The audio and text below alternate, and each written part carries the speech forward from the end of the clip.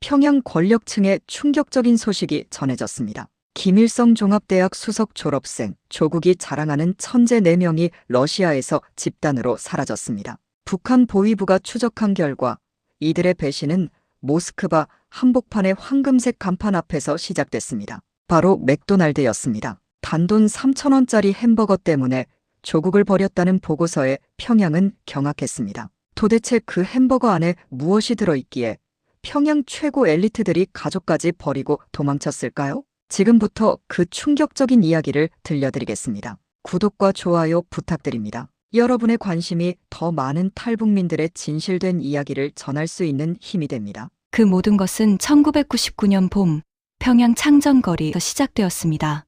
저는 김일성 종합대학 물리학과를 수석으로 졸업하고 과학원 연구원이신 아버지 뒤를 이어 연구원이 될 예정이었습니다.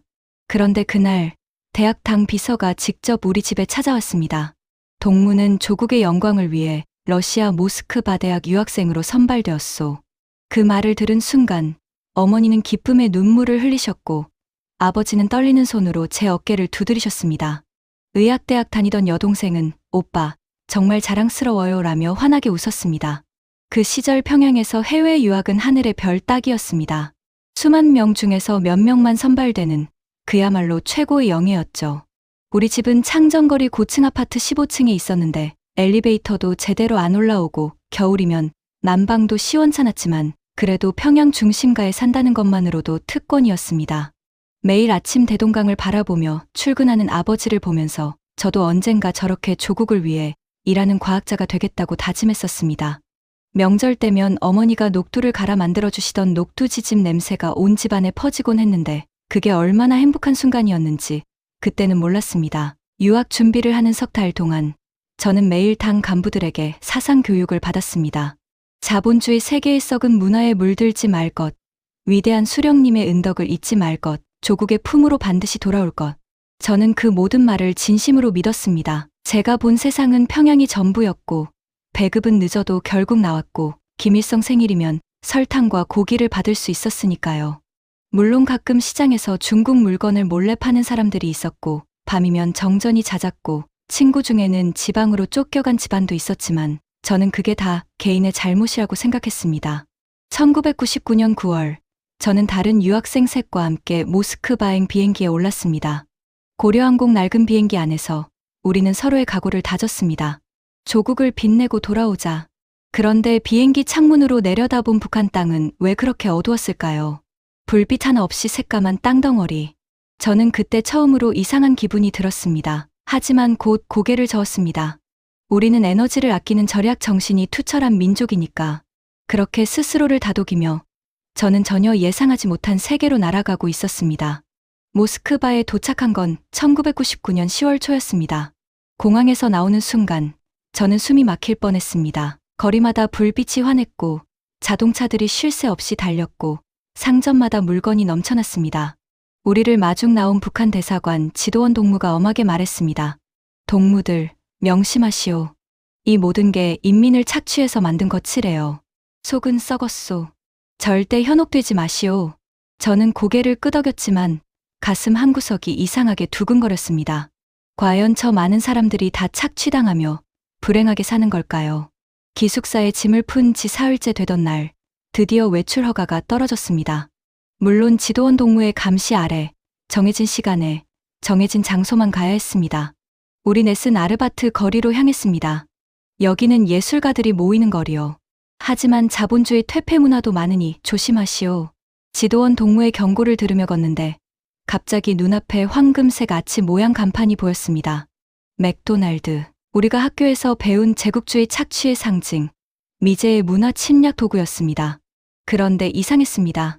그 안에는 러시아 사람들이 가득했고 모두들 웃으며 이야기를 나누고 있었습니다. 저기 좀 보십시오. 제 옆에 있던 박철호 동무가 작은 목소리로 속삭였습니다. 한 러시아 대학생이 햄버거를 한 입 베어 물며 친구들과 즐겁게 웃고 있었습니다.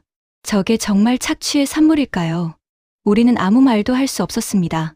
지도원 동무가 노려보고 있었으니까요. 가시오. 볼 것도 없소. 하지만 저는 고개를 돌리면서도 계속 그 장면을 떠올렸습니다. 평양에서 우리가 한 달에 받는 배급살로는 저 햄버거 한 개도 못 살 겁니다. 그런데 여기서는 대학생이 용돈으로 사 먹고 있었습니다. 그날 밤 기숙사 방에서 우리 넷은 한참을 말이 없었습니다. 같은 방을 쓰던 리성호 동무가 조심스럽게 입을 열었습니다. 동무들, 우리가 배운 게 전부 사실일까요? 김영철 동무가 황급히 입을 막았습니다. 쉿, 혹시 도청 장치라도 있으면 어쩌려고 그러시오. 우리는 서로의 얼굴만 바라봤습니다. 모두의 눈에 같은 의문이 담겨 있었습니다. 다음 날 아침, 러시아어 수업을 들으러 가는 길에 또 그 맥도날드를 지나쳤습니다. 아침인데도 사람들이 줄을 서 있었습니다. 출근하는 직장인들이 커피와 샌드위치를 사들고 나왔습니다. 얼마나 당연하게, 자연스럽게. 저는 그때 처음으로 생각했습니다. 우리 어머니는 지금쯤 장마당에서 옥수수라도 구하려 애쓰고 계실 텐데, 아버지는 한 달 월급으로 고기 1kg도 못 사실 텐데, 동생은 의학대학 기숙사에서 추위에 떨고 있을 텐데, 여기 사람들은 이렇게 아침마다 따뜻한 음식을 사 먹고 있었습니다. 동무, 왜 그렇게 멍하니 서 계시오? 지도원 동무의 날카로운 목소리에 저는 화들짝 놀라 고개를 돌렸습니다. 하지만 이미 뭔가가 제 마음속에서 금이 가기 시작했습니다. 그 작은 금이 나중에 제 인생 전체를 뒤흔들 줄은 그때는 상상도 못했습니다. 그렇게 한 달이 지나고 저는 매일 대학 도서관으로 향했습니다. 물론 물리학 공부를 위해서였지만 솔직히 말하면 다른 이유도 있었습니다. 도서관 3층 구석 자리에 가면 지도원 동무의 시선이 닿지 않았거든요. 어느 날 러시아 학생이 읽다 버린 신문을 봤습니다. 영국 신문이었는데 한 면에 북한 관련 기사가 있었습니다. 제목을 보는 순간 심장이 멎는 줄 알았습니다. 북한 기근으로 수십만 명 사망 추정. 손이 떨렸습니다. 거짓말일 거라고 생각하며 기사를 읽어 내려갔는데 함경도와 양강도 주민들의 증언이 나왔습니다. 나무 껍질을 삶아 먹었다. 길에서 굶어 죽은 사람을 매일 봤다. 저는 그 자리에 얼어붙었습니다. 1995년부터 98년까지 우리가 고난의 행군이라고 부르던 그 시기. 평양에서도 배급이 끊기고 힘들었지만 그래도 아버지 직장에서 나오는 배급으로 버텼습니다. 하지만 지방은 이렇게 처참했던 겁니까? 기사에는 사진도 있었습니다. 비쩍 마른 아이들, 풀을 뜯어먹는 사람들. 저는 급히 신문을 접고 주위를 둘러봤습니다. 다행히 아무도 없었습니다. 하지만 가슴이 마구 뛰었습니다. 이게 사실이라면 우리가 배운 사회주의 낙원은 대체 뭡니까? 그날 저녁 기숙사로 돌아오는데 복도가 술렁거렸습니다. 최동무가 본국으로 급히 소환됐대. 같은 물리학과 유학생이던 최민철 동무 이야기였습니다. 일주일 전 그 친구가 러시아 학생들과 술자리에서 북한도 개혁이 필요하다고 말했다는 소문이 있었습니다. 누군가 지도원에게 보고했고 사흘 동안 조사를 받더니 오늘 아침 비행기로 평양으로 떠났다는 겁니다. 우리 방 박철호 동무가 창백한 얼굴로 말했습니다. 최동무 집안은 이제 끝났소. 정치범 수용소로 가겠지. 그 말에 방 안이 쥐죽은 듯 조용해졌습니다. 다음 날부터 감시가 더 심해졌습니다. 지도원 동무는 매일 저녁 우리 방을 돌며 일기 검사를 했고 누구와 대화했는지 보고하라고 했습니다. 러시아 학생들과 개인적으로 친해지는 것도 금지됐습니다. 동무들, 명심하시오. 여기는 적지요. 한순간 방심하면 자본주의 사상에 물들 수 있소. 저는 고개를 숙이고 예, 알겠습니다라고 대답했지만 마음속으로는 다른 생각을 하고 있었습니다. 대체 뭐가 두려워서 이렇게까지 우리를 감시하는 걸까요? 진실이 그렇게 무서운 겁니까? 한 달 뒤 저는 또 도서관에서 신문을 봤습니다. 이번엔 CNN 뉴스를 인터넷으로 보는 러시아 학생 옆을 지나가다가였습니다. 화면에 북한 어린이들이 나왔습니다. 국제 구호단체에서 찍은 영상이었는데 아이들이 너무 말라서 뼈만 앙상했습니다. 저는 그 자리에 못 박힌 듯 서서 화면을 봤습니다. 그 아이들의 눈빛이 저를 똑바로 쳐다보는 것 같았습니다. 왜 우리를 버렸느냐고 묻는 것 같았습니다. 그날 밤 저는 잠을 이룰 수 없었습니다. 평양에 계신 부모님과 동생 얼굴이 자꾸 떠올랐습니다. 혹시 지금도 굶고 계시는 건 아닐까? 제가 여기서 공부하는 동안 제 동포들은 그렇게 죽어가고 있었던 겁니까? 옆 침대에서 박철호 동무도 뒤척이는 소리가 들렸습니다. 우리 모두 같은 생각을 하고 있다는 걸 저는 알았습니다. 2000년 2월 모스크바에 봄이 오고 있었습니다. 하지만 제 마음은 겨울보다 더 차가웠습니다. 최동무가 떠난 뒤 우리 넷은 겉으로는 모범 유학생처럼 행동했습니다. 당회의에 빠지지 않고 참석했고 지도원 동무 앞에서는 충성 맹세를 했고 일기장에는 위대한 장군님께 충성하겠습니다라고 썼습니다. 하지만 마음속으로는 매일 같은 질문을 되뇌었습니다. 이대로 평양으로 돌아가면 평생 거짓말을 하며 살아야 하는 겁니까? 우리가 본 진실을 입 밖에 내는 순간 정치범 수용소로 끌려가는 겁니까? 어느 토요일 오후였습니다. 지도원 동무가 본국 보고를 위해 대사관에 간 사이 박철호 동무가 작은 쪽지를 제 손에 쥐어줬습니다. 오후 4시 아르바트 거리 맥도날드. 저는 고개를 끄덕였습니다. 리성호 동무와 김영철 동무도 같은 쪽지를 받았을 겁니다. 우리는 각자 다른 시간에 다른 길로 그곳으로 향했습니다. 맥도날드 2층 구석 자리에 앉아 있는데 심장이 터질 것 같았습니다. 혹시 지도원이 뒤따라온 건 아닐까? 혹시 우리를 감시하는 사람이 있는 건 아닐까? 하지만 돌아갈 수는 없었습니다. 넷이 모두 모이자 박철호 동무가 낮은 목소리로 말했습니다. 동무들, 우리 솔직하게 얘기합시다. 우리는 지금 뭘 하고 있는 겁니까? 김영철 동무가 떨리는 손으로 커피를 마시며 대답했습니다. 거짓말을 배우고 있지요. 돌아가서 인민들에게 거짓말을 하라고 그걸 배우는 거요. 리성호 동무가 테이블을 움켜쥐며 말했습니다. 저는 못하겠습니다. 돌아가서 또 사회주의 낙원이라고 선전하는 거 절대 못하겠소. 저도 입을 열었습니다. 우리 동포들이 굶어 죽는데 우리만 이렇게 편하게 공부하고 있는 것도 견딜 수가 없습니다. 그때 박철호 동무가 주위를 살피더니 더 작은 목소리로 말했습니다. 제가 러시아 학생한테 들었는데 한국 대사관에 가면 도와준다고 합니다. 탈북자들을 받아준다고. 그 말에 우리는 모두 숨을 죽였습니다. 탈북. 그 단어를 입 밖에 낸 순간 우리는 돌아갈 수 없는 선을 넘은 겁니다. 김영철 동무가 떨리는 목소리로 물었습니다. 그럼 우리 가족들은 어떻게 됩니까? 부모님들은, 형제들은. 침묵이 흘렀습니다. 저는 어머니 얼굴이 떠올랐습니다. 녹두지짐을 붙여주시며 웃으시던 모습. 철수야, 너는 우리 집안의 자랑이야 라고 하시던 목소리. 리성호 동무가 눈물을 글썽이며 말했습니다. 저희 아버지는 심장이 안 좋으십니다. 이 소식 들으시면 돌아가실지도 모릅니다. 박철호 동무도 고개를 떨구었습니다. 제 어머니는 제가 출세해서 집안을 일으켜 세울 거라고 믿고 계십니다. 우리는 한참을 아무 말 없이 앉아 있었습니다. 창밖으로 모스크바 사람들이 자유롭게 오가는 게 보였습니다. 그들은 자기 인생을 스스로 선택할 수 있었습니다. 하지만 우리는 선택할 수 있습니까? 부모님께 효도하는 것과 진실을 따르는 것, 둘 중 하나만 선택해야 한다면 우리는 어떻게 해야 합니까? 동무들. 제가 입을 열었습니다. 우리가 돌아가면 거짓말을 하며 살아야 합니다. 우리 자식들도 그 거짓말 속에서 자라날 겁니다. 하지만 우리가 여기서 자유를 얻는다면 언젠가는 조국도 변할 수 있지 않겠습니까? 우리가 진실을 알리면 언젠가는. 박철호 동무가 고개를 들었습니다. 맞소. 우리가 살아남아서 진실을 증언해야 합니다. 그게 조국을 위하는 길일 수도 있소. 그렇게 우리 넷은 결심했습니다. 죽을 각오로, 자유를 선택하기로. 맥도날드 2층 구석 자리에서 우리는 조용히 손을 맞잡았습니다. 돌아가는 길에 저는 하늘을 올려다봤습니다. 부모님, 죄송합니다. 하지만 이게 제가 살 수 있는 유일한 길입니다. 2001년 3월 15일, 그날은 목요일이었습니다. 모스크바에 봄눈이 내리고 있었습니다. 우리는 평소처럼 아침 7시에 일어나 세수를 하고 식당에서 아침을 먹고 지도원 동무에게 인사를 했습니다. 오늘은 도서관에서 공부하겠습니다. 모든 게 평범했습니다. 하지만 제 가방 안에는 여권과 학생증, 그리고 어머니 사진 한 장이 전부였습니다. 다른 건 아무것도 챙기지 않았습니다. 짐을 싸면 의심받을 테니까요. 박철호 동무와 눈이 마주쳤을 때 우리는 아무 말 없이 고개를 끄덕였습니다. 오늘입니다. 오늘 아니면 영영 기회가 없을지도 모릅니다.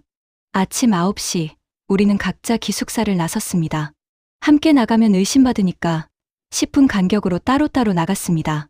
약속 장소는 지하철역 앞 광장이었습니다. 저는 걸어가며 주위를 계속 살폈습니다. 혹시 지도원이 따라오는 건 아닐까? 혹시 다른 감시원이 있는 건 아닐까? 심장이 터질 것 같았습니다. 광장에 도착했을 때 다른 3명이 이미 와 있었습니다. 우리는 서로 눈빛만 교환하고 곧바로 택시를 잡았습니다. 한국 대사관으로 가주세요. 러시아어로 주소를 알려주는 박철호 동무의 목소리가 떨렸습니다. 택시가 출발했습니다. 창밖 풍경이 빠르게 지나갔습니다. 평소 같으면 아름답다고 생각했을 모스크바 거리가 오늘은 마치 다른 세상 같았습니다. 김영철 동무가 작은 소리로 물었습니다. 정말 괜찮겠지요? 우리를 받아줄까요? 리성우 동무가 대답했습니다. 이제 돌아갈 수는 없소. 가는 수밖에. 저는 가방 속 어머니 사진을 만지작거렸습니다. 어머니, 아버지, 동생. 다시는 못 볼지도 모릅니다. 편지 한 장 남기지 못한 채 눈물이 날 것 같았지만 참았습니다. 지금 울 때가 아닙니다. 대사관까지는 30분 거리였습니다. 하지만 그 30분이 30년처럼 느껴졌습니다. 택시가 큰 건물들 사이를 지나갈 때마다 저는 생각했습니다. 지금 이 순간에도 지도원 동무는 우리가 사라진 걸 눈치챘을 겁니다. 대사관에 연락했을 겁니다. 추격조를 보냈을 겁니다. 우리가 대사관에 도착하기 전에 잡히면 그건 죽음을 의미했습니다. 정치범 수용소가 아니라 그냥 죽음이었습니다. 배신자들은 살려두지 않으니까요. 여기요. 박철호 동무가 소리쳤습니다. 한국 대사관이 보였습니다. 회색 건물에 태극기가 펄럭이고 있었습니다. 그 깃발을 보는 순간 눈물이 터져 나왔습니다. 우리는 택시비를 주고 황급히 내렸습니다. 그런데 그때였습니다. 동무들, 거기 서시오. 뒤에서 들려온 목소리에 우리는 얼어붙었습니다. 돌아보니 검은색 승용차 한 대가 서 있었고 북한 대사관 직원 2명이 차에서 내리고 있었습니다. 그중 한 명은 우리 지도원 동무였습니다. 동무들, 정신 차리시오. 조국을 배신하는 겁니까? 지도원 동무가 소리치며 달려왔습니다. 우리는 서로를 바라봤습니다. 이 순간 선택해야 했습니다. 저는 박철호 동무의 눈을 봤습니다. 그의 눈에서 같은 결의가 보였습니다. 뛰시오. 박철호 동무가 외쳤고 우리 넷은 동시에 대사관 쪽으로 달렸습니다. 당장 서시오. 뒤에서 고함 소리가 들렸지만 우리는 멈추지 않았습니다. 50m, 40m, 30m. 대사관 정문이 점점 가까워졌습니다. 경비원이 우리를 보고 놀란 표정을 지었습니다. 도와주세요. 우리는 북한에서 왔습니다. 제가 한국말로 외쳤습니다. 대학에서 남한 방송을 몰래 들으며 익힌 서울말이었습니다. 뒤에서는 지도원들이 따라오고 있었습니다. 10m, 5m. 경비원이 무전기를 들었습니다. 정문이 열렸습니다. 우리는 마지막 힘을 다해 그 문 안으로 뛰어들었습니다. 넷이 모두 문턱을 넘는 순간 뒤에서 누군가 제 옷깃을 잡았습니다. 지도원 동무였습니다. 하지만 경비원이 그의 손을 떼어냈습니다. 여기는 한국 영토입니다. 물러서십시오. 우리는 바닥에 주저앉았습니다. 숨이 턱까지 찼습니다. 하지만 살았습니다. 우리는 살아남았습니다. 대사관 안으로 들어간 순간 우리는 바닥에 주저앉아 한참을 숨을 몰아쉬었습니다. 한국 외교관이 물 한 잔씩을 건네주며 말했습니다. 이제 안전합니다. 걱정하지 마세요. 그 말을 듣는 순간 그동안 참았던 눈물이 터져 나왔습니다. 우리 넷은 서로를 껴안고 울었습니다. 살았습니다. 우리는 살아남았습니다. 하지만 기쁨보다는 두려움이 더 컸습니다. 정문 밖에서는 북한 대사관 직원들이 소리를 지르며 항의하고 있었습니다. 당장 우리 학생들을 돌려보내시오. 유리창 너머로 지도원 동무의 일그러진 얼굴이 보였습니다. 대사관은 우리에게 작은 방 하나를 내어주었습니다. 침대 2개와 책상 하나가 전부였지만 그곳은 천국 같았습니다. 아무도 우리를 감시하지 않았고 말과 행동을 검열하지 않았고 일기장을 검사하지 않았습니다.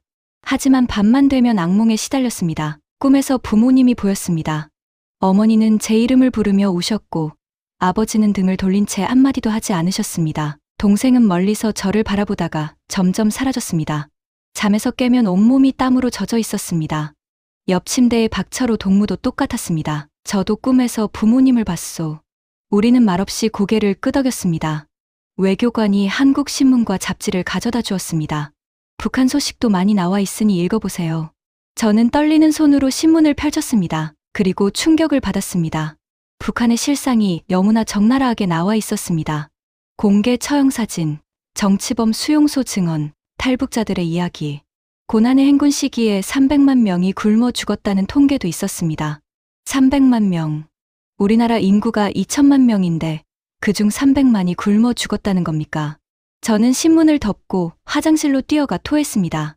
우리가 모스크바에서 공부하는 동안 우리 동포 300만 명이 죽어갔던 겁니다. 텔레비전을 켜면 한국 방송이 나왔습니다. KBS, MBC, SBS. 뉴스에서는 북한 소식을 전했고 예능 프로그램에서는 사람들이 웃고 떠들었고 드라마에서는 자유롭게 사랑하고 꿈을 꾸었습니다. 같은 민족인데, 같은 언어를 쓰는 사람들인데 어떻게 이렇게 다른 세상을 살 수 있습니까? 한국 사람들은 마트에 가면 먹을 것이 넘치고 밤이 되면 온 나라가 불빛으로 환했고 해외여행을 자유롭게 갔습니다. 광고에서는 자동차와 핸드폰과 컴퓨터가 나왔습니다. 북한에서는 상상도 못할 물건들이었습니다. 한 달이 지나고 외교관이 심각한 표정으로 우리를 찾아왔습니다. 북한이 계속 송환을 요구하고 있습니다. 러시아 정부도 압박을 받고 있어요. 하지만 우리는 여러분을 꼭 한국으로 데려갈 겁니다. 그 말을 듣고 우리는 안도했지만 동시에 더 큰 죄책감이 들었습니다. 우리 때문에 외교 문제가 생기고 있었습니다. 우리 때문에 한국 정부가 곤란해지고 있었습니다. 무엇보다 우리 가족들이 지금 어떤 고통을 받고 있을지 생각하면 미칠 것 같았습니다. 리성호 동무가 말했습니다. 우리는 정말 옳은 선택을 한 겁니까? 아무도 대답하지 못했습니다. 그날 밤, 저는 가방에서 어머니 사진을 꺼냈습니다. 창정거리 우리 집 거실에서 찍은 사진이었습니다. 어머니는 환하게 웃고 계셨습니다. 철수야, 너는 우리 집안의 자랑이야. 귓가에 어머니 목소리가 들리는 것 같았습니다. 저는 사진을 가슴에 안고 중얼거렸습니다. 어머니, 죄송합니다. 하지만 저는 거짓말을 하며 살 수 없었습니다. 언젠가 꼭 다시 만나겠습니다. 통일이 되면 제가 꼭 모시러 가겠습니다. 창밖으로 모스크바의 밤 풍경이 보였습니다. 수많은 불빛들이 반짝이고 있었습니다. 하지만 제 마음은 북쪽을 향해 있었습니다. 지금 이 순간에도 불빛 하나 없이 어둠 속에 잠긴 그곳, 제가 떠나온 조국, 언젠가 다시 돌아갈 수 있을까요? 대사관에서의 나날은 길고도 답답했습니다. 우리는 작은 방 안에서 6개월을 보냈습니다. 북한은 계속 송환을 요구했고, 러시아는 눈치를 봤고, 한국은 우리를 지켜주려 애썼습니다. 외교관이 말했습니다. 조금만 더 기다리세요. 꼭 한국으로 보내드릴게요. 우리는 기다리는 수밖에 없었습니다. 그 시간 동안 우리 넷은 서로에게 의지했습니다. 밤마다 악몽에 시달리면 함께 이야기를 나눴고, 불안할 때면 서로를 위로했습니다. 우리는 잘못하지 않았소. 진실을 선택한 거요. 한국어도 열심히 공부했습니다. 외교관이 가져다 준 한국 드라마를 보며 서울말을 익혔고 신문을 읽으며 남한 사회를 배웠습니다. 가끔 한국에서 온 라면을 끓여 먹을 때면 이게 정말 현실인지 꿈인지 헷갈렸습니다. 북한에서는 라면 한 개가 한 달 월급이었는데 여기서는 그냥 간식으로 먹을 수 있었으니까요. 박철호 동무가 라면을 후루룩 먹으며 말했습니다. 한국에 가면 매일 이런 걸 먹을 수 있을까요? 우리는 모두 웃었습니다. 6개월 만에 처음 웃는 것 같았습니다. 2001년 9월 어느 날 외교관이 환한 얼굴로 들어왔습니다. 됐습니다. 한국행 허가가 났어요. 우리는 서로를 껴안고 소리내어 울었습니다. 드디어입니다. 드디어 자유로운 땅으로 갈 수 있습니다. 비행기 안에서 우리는 말이 없었습니다. 기쁨보다는 복잡한 감정이 더 컸습니다. 자유를 향해 가지만 동시에 고향에서 더 멀어지는 것이었으니까요. 비행기 창밖으로 구름이 보였습니다. 그 구름 너머 어딘가에 평양이 있을 겁니다. 부모님과 동생이 있을 겁니다.